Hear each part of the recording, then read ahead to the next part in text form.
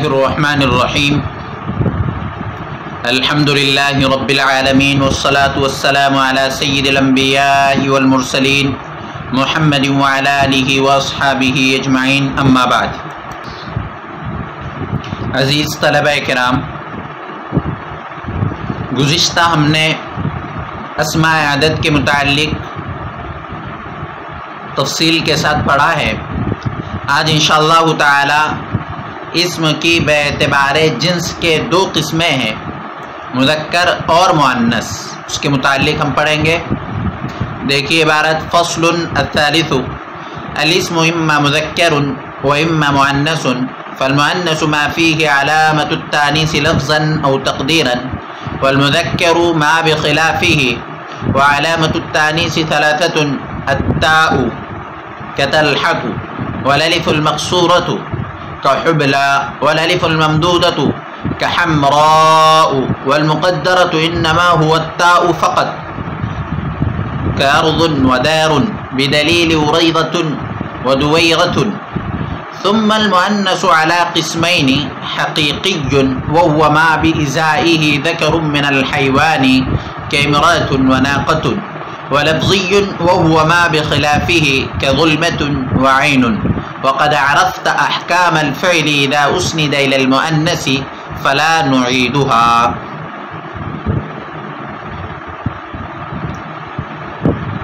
تیسری فصل الاسم اما مذکر و اما مؤنث، اسم یا تو مذکر ہوگا اور یا تو مؤنث ہوگا۔ فالمؤنث ما فيه علامة التانيث لفظا او تقديرا، پس مؤنث وہ ہے جس میں علامت تانیث لفظا یا تقدیرا موجود ہو۔ والمذکر ما بخلافه، اور مذکر وہ ہے جو اس کے برخلاف ہو۔ وعلامت التانیث ثلاثۃ، علامت تانیث تین ہیں۔ التاء تا جیسے طلحۃ، والالف المقصورۃ كحبلى، اور الف مقصورہ جیسے حبلى، والالف الممدودۃ كحمراء، اور الف ممدودہ جیسے حمراء، والمقدرۃ انما هو التاء فقط، اور علامت مقدرہ وہ صرف تا ہے جیسے ارض اور دار، بدلیل اریضۃ و دویرۃ، اریضۃ اور دویرۃ کی دلیل سے۔ ثم المؤنث علی قسمین، پھر مؤنث کی دو قسمیں ہیں، حقیقی، مؤنث حقیقی، وهو ما بإزائه ذکر من الحیوان، مؤنث حقیقی وہ ہے جس کے مقابلے میں کوئی جاندار مذکر موجود ہو جیسے امرأۃ اور ناقۃ۔ ولفظی، اور مؤنث لفظی وہ ہے ما بخلافه جو اس کے برخلاف ہو جیسے ظلمۃ اور عین۔ وقد عرفت احکام الفعل اذا اسند الى المؤنث، و تحقیق کہ آپ فعل کے احکام جان چکے ہیں جب اس کی اسناد مؤنث کی طرف کی جائے، فلا نعیدها، لہذا ہم اس کو دوبارہ نہیں لوٹائیں گے۔ اب یہاں سے اسم کے مذکر اور مؤنث ہونے کے اعتبار سے دو قسمیں بیان فرما رہے ہیں۔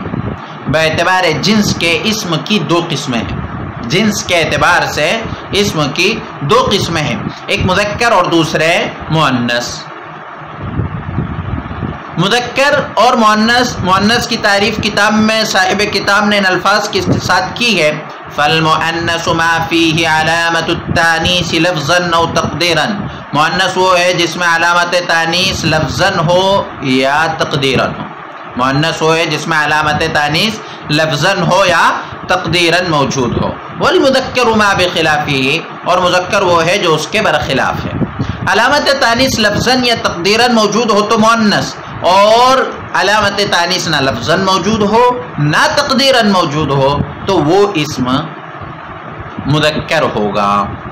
بہت ہی آسان تعریف ہے، علامت تانیث لفظا یا تقدیرا موجود ہو تو وہ اسم مؤنث ہوگا، اور علامت تانیث لفظا تقدیرا موجود نہ ہو تو وہ اسم مذکر ہوگا۔ وعلامت التانیث ثلاثۃ، علامت تانیث تین ہیں۔ یہاں سے علامت تانیث بیان کر رہے ہیں کہ تانیث کی جو علامت ہے وہ تین ہے۔ سب سے پہلے تا ہے۔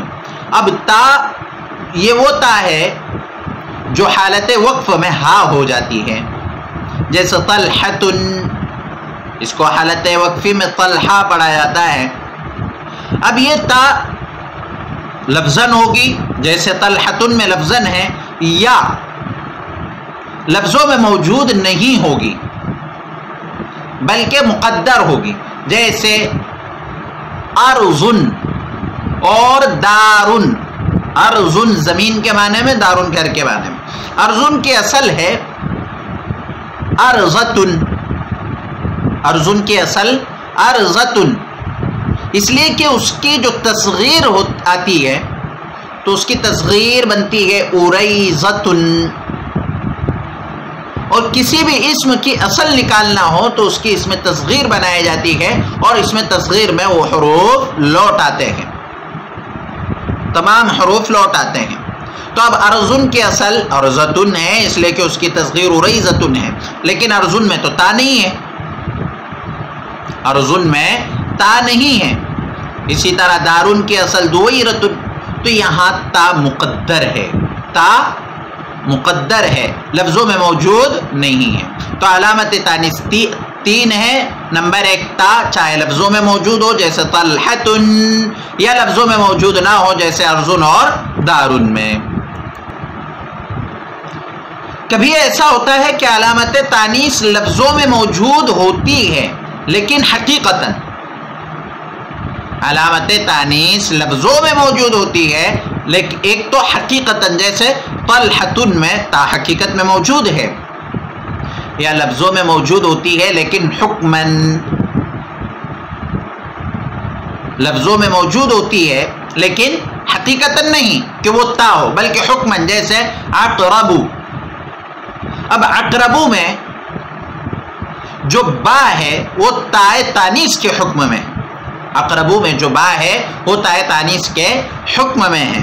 تو کل ملا کر بات یہ ہوئی کہ علامت تانیث یا تو لفظوں میں موجود ہوگی یا تقدیراً ہوگی. لفظاً یا تقدیراً، لفظاً ملفوظتن کے معنی میں ہے اور تقدیراً مقدرتن کے معنی میں ہے.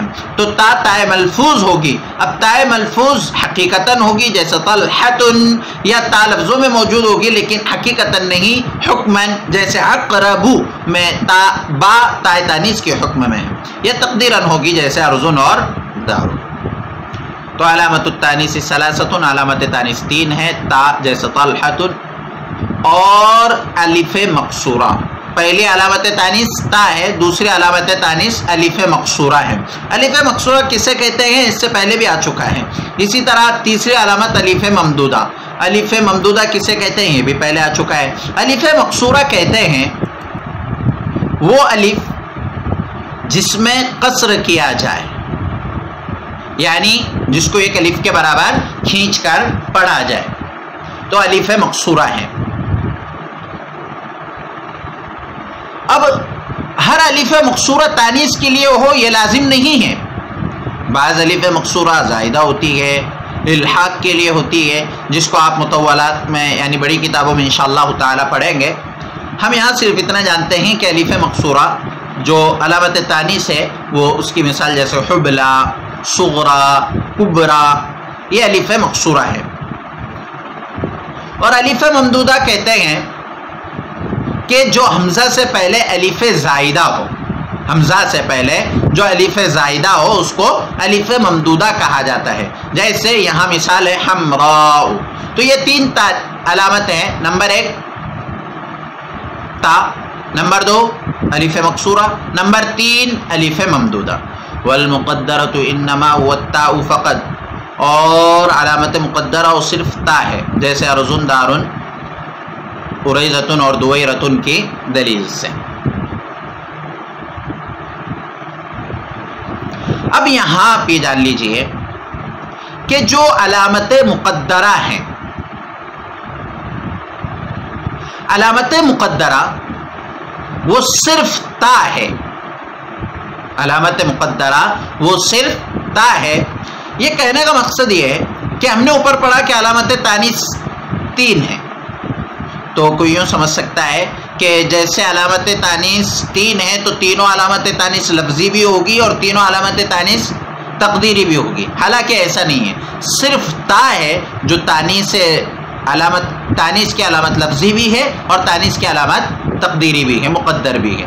باقی جو دو علامت الف مقصورہ اور الف ممدودہ وہ صرف لفظوں میں موجود ہوتی ہے، مقدر نہیں ہوتی ہے۔ تو المقدرۃ انما هو التاء فقط، اور علامت مقدرہ صرف تا ہے، جیسے ارض اور دال، اریزۃ اور دویرۃ کی دلیل سے۔ ثم المؤنث على قسمین، پھر مؤنث کی دو قسمیں، حقیقی، مؤنث حقیقی، وهو ما بإزائه ذکر من الحیوان کامرأة وناقۃ۔ مؤنث حقیقی وہ ہے جس کے مقابلے میں کوئی جاندار مذکر موجود ہو، جیسے امرأۃ اور ناقۃ۔ مؤنث حقیقی وہ ہے جس کے مقابلے میں کوئی جاندار مذکر موجود ہو، جیسے امرأۃ اور ناقۃ۔ ولفظی، اور مؤنث لفظی وہ ما بخلافہ، وہ ہے جس کے مقابلے میں کوئی جاندار مذکر موجود نہ ہو، وہ ہے جو اس کے برخلاف ہو، جیسے ظلمۃ اور عین۔ اب یہاں سے مؤنث کی ذات کے اعتبار سے، مؤنث کی ذات کے اعتبار سے دو قسمیں ہیں، ایک مؤنث حقیقی اور ایک مؤنث غیر حقیقی، اسی کا دوسرا نام مؤنث لفظی ہے۔ تو مؤنث حقیقی کا مطلب ہوتا ہے جو حقیقت میں مؤنث ہو اور جس کے مقابلے میں کوئی جاندار مذکر موجود ہو، جس کے مقابلے میں کوئی جاندار مذکر موجود ہو، جیسے امرأۃ۔ امرأۃ یہ مؤنث ہے اس لیے کہ اس کے مقابلے میں رجل مذکر موجود ہے، اور ناقۃ، ناقۃ کے یہ اونٹنی کے معنی میں ہے، تو اس کے مقابلے میں جمل، اونٹ کے معنی میں مذکر موجود ہے۔ اور مؤنث غیر حقیقی یا مؤنث لفظی وہ ہے جو اس کے برخلاف ہو، یعنی جس کے مقابلے میں کوئی جاندار مذکر موجود نہ ہو، جیسے ظلمۃ، تاریکی۔ اب تاریکی، ظلمۃ، اس کے یہ خود جاندار نہیں ہے اور اس کے مقابلے میں کوئی جاندار بھی نہیں ہے۔ اسی طرح عین، عین مؤنث لفظ ہے کہ ایک معنی میں آتا ہے اور یہ مؤنث ہے، لیکن اس کے مقابلے میں کوئی جاندار مذکر موجود نہیں ہے، تو یہ مؤنث غیر حقیقی ہے، مؤنث لفظی ہے۔ تو مؤنث کی دو قسمیں ہیں باعتبار ذات کے۔ اب یہاں اور ایک چیز یہ جان لیجئے کہ مؤنث کی علامت کے اعتبار سے بھی دو قسمیں ہیں، علامت کے اعتبار سے بھی مؤنث کی دو قسمیں ہیں، ایک مؤنث مؤنث قیاسی اور ایک مؤنث مؤنث سماعی۔ قیاسی یعنی جو قاعدے کے مطابق ہو، اور سماعی جو اہل عرب سے سنا گیا ہو۔ تو مؤنث قیاسی وہ ہے جس میں علامت تانیث لفظوں میں موجود ہو یا تقدیراً موجود ہو، جیسے ہم نے یہ جو مثالیں پڑھی، ظلمۃ، یہ مؤنث ہے قیاسی اس لیے کہ قیاس کے اعتبار سے مؤنث ہے۔ ناقۃ، امرأۃ، حبلیٰ، کبریٰ، صغریٰ، حمراء، یہ سب مؤنث مؤنث ہے قیاسی۔ اور مؤنث سماعی جو اہل عرب سے جس کو مؤنث سنا گیا ہو، اہل عرب سے جس کو مؤنث سنا گیا ہو، اس پہ کوئی علامت موجود نہ ہو، جیسے عین، یہ مؤنث ہے اور اہل عرب سے اس کو اسی طرح سنا گیا ہے کہ اس کو یہ مؤنث استعمال کرتے ہیں۔ اسی طرح بیر، کنواں، وہ بھی ایک لفظ ہے اور اس کا استعمال بھی مؤنث ہوتا ہے۔ ایسے مؤنث سماعی بہت ساری ہے جس میں علامت تانیث لفظوں میں موجود نہیں ہوتی ہے، لیکن وہ اہل عرب اس کو مؤنث استعمال کرتے ہیں تو اسے کہا جاتا ہے مؤنث سماعی۔ تو باعتبار علامت کے مؤنث کی دو قسمیں ہیں، مؤنث قیاسی اور مؤنث سماعی۔ وقد عرفت احکام الفعل، اور آپ فعل کے احکام جان چکے ہیں جب اس کی اسناد مؤنث کی طرف کی جائے، یعنی اگر مؤنث حقیقی ہو، فعل فاعل کے درمیان فصل ہو، فعل فاعل کے درمیان فصل نہ ہو، جمع مکسر ہو، مؤنث غیر ذوی العقول ہو، تو ایسی صورتوں میں فعل کو مذکر لایا جائے گا یا مؤنث لایا جائے گا۔ فاعل کی بحث میں یہ تفصیل سے ہم نے پڑھ لیے ہیں۔ فلا نعیدھا، مصنف رحمۃ اللہ علیہ فرماتے ہیں کہ ہم اس کا اعادہ نہیں کریں گے، دوبارہ اس کو یہاں بیان نہیں کریں گے، لہذا ہم بھی اسے دوبارہ بیان نہیں کرتے ہیں جو موجب تکرار ثابت ہوگا۔ تو آج کا ہمارا اتنا ہی سبق ہے۔ سب سے پہلے مذکر اور مؤنث سوالات دیکھ لیجئے، سوالات کیا رہیں گے۔ سب سے پہلا سوال، اسم کی دو قسمیں ہیں، مذکر اور مؤنث کس اعتبار سے؟ یہ مذکر اور مؤنث ہونا اسم کی کس اعتبار سے دو قسمیں ہیں۔ دوسرا سوال، مذکر اور مؤنث ہر ایک کی تعریف کیجیے۔ تیسرا سوال، علامت تانیث کتنے ہیں اور کیا کیا ہے، ہر ایک کی تفصیل بیان کیجئے. پھر مؤنث حقیقی اور مؤنث غیر حقیقی کس اعتبار سے 2 قسمیں ہیں. السلام علیکم ورحمۃ اللہ وبرکاتہ.